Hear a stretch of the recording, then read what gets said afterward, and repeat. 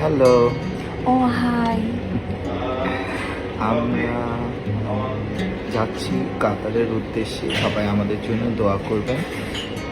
দিদির সাথে আমার প্রথম ইন্টারন্যাশনাল ফ্লাইট।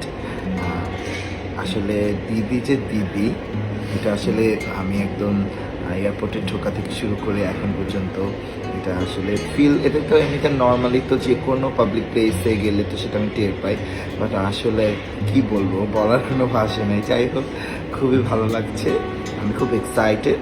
তো আমাদের প্রত্যেকটা ব্লগ, প্রত্যেকটা মোমেন্ট আমরা একটু একটু করে শেয়ার করব। দিদি, তুমি বলো তোমার কেমন লাগছে আমার সাথে প্রথমবারের মতো? ফার্স্ট বলি ঈদ মোবারক, ঈদের অনেক শুভেচ্ছা।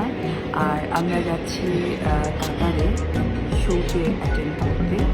আমার খুব মন খারাপ হচ্ছে, সেটা কারণ হচ্ছে আমার সন্তান অবশ্যই, বাট আমার প্রফেশনও আমার একটা মাইনর পার্ট, যেহেতু অনেক আগে থেকে শিডিউলটা দেওয়া ছিল।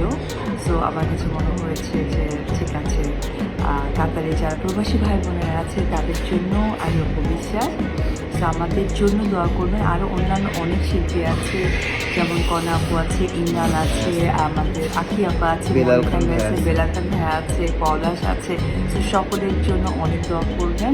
আর বরাবরের মতোই আমার স্টাইলিংয়ে কাজী মাহফুজ এবং কাজী মাহফুজ এখানে যে আর্টিস্টগুলোর নাম শুনেছেন তাদেরই স্টাইলিং করছে।